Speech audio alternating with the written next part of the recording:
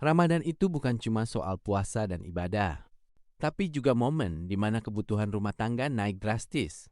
Orang pengen yang praktis, yang gampang, dan yang bikin hidup lebih ringan selama puasa. Makanya Ramadan itu selalu jadi musim cuan.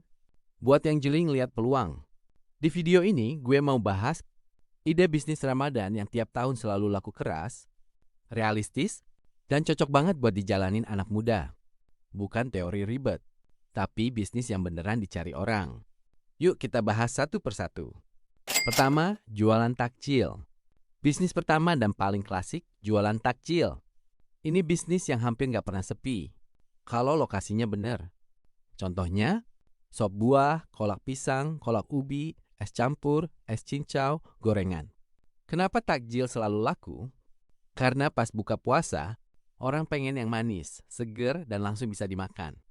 Nggak perlu tempat mewah, depan rumah, pinggir jalan, atau dekat masjid aja udah cukup. Kuncinya cuma 3. Rasanya konsisten, porsinya pas, dan tampilan bersih. Kalau hari ini enak, besok orang bakal balik lagi. 2. Frozen food biar ibu-ibu gampang masak. Ramadan itu capek. Masak buat sahur, masak lagi buat buka. Makanya frozen food selalu naik permintaannya. Contohnya, nugget, udang keju, sosis, dimsum, cireng, bakso frozen. Targetnya jelas. Ibu-ibu, anak kos, keluarga sibuk. Mereka nggak nyari yang ribet. Yang penting tinggal goreng atau kukus. Bisnis ini enaknya, kamu nggak harus jual banyak jenis. Fokus beberapa produk aja, tapi stok ready dan kualitas konsisten. Ketiga, hampers lebaran. Menjelang lebaran, hampers itu mulai rame banget. Banyak orang pengen ngasih hadiah, tapi males ribet nyiapin satu-satu. Isi hampers bisa fleksibel. Kue kering, kerudung, mukena kecil, buah, snack, atau kombinasi semuanya. Yang dijual dari hampers itu bukan cuma isi, tapi konsep dan packaging. Modal bisa menyesuaikan. Yang penting rapi, niat, dan kelihatan eksklusif. Targetnya luas banget. Keluarga, kantor, komunitas, sampai teman sendiri. Keempat, PO makanan rumahan, sahur, dan berbuka. Ini bisnis yang sering diremehin. Padahal peminatnya gede. Pre-order makanan rumahan. Banyak orang pengen makan enak, tapi nggak sempat masak.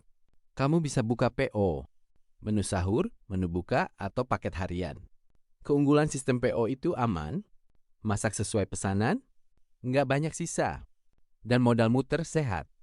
Nggak perlu menu ribet. Masakan rumahan justru lebih dicari, karena rasanya familiar. 5. Baju lebaran. Lebaran itu identik sama baju baru.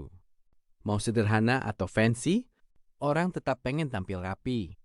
Produk yang laku keras, gamis, kerudung, setelan lebaran, dan jangan lupa baju anak. Justru baju anak itu cepet banget muternya.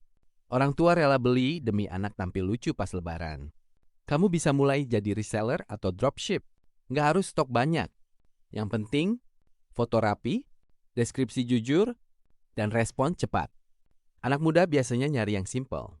Orang tua nyari yang nyaman buat anak. 6. Alat sholat. Ramadan itu momen ibadah. Dan otomatis perlengkapan sholat ikut naik permintaannya. Mukena, sarung, sajadah, peci, tasbih, semuanya dicari. Bisnis ini cocok banget digabung sama hampers.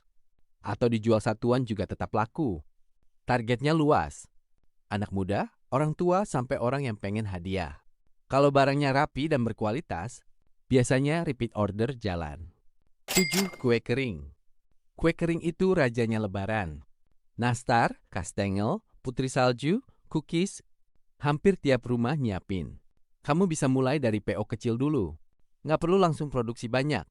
Yang penting, rasanya konsisten dan kemasannya rapi.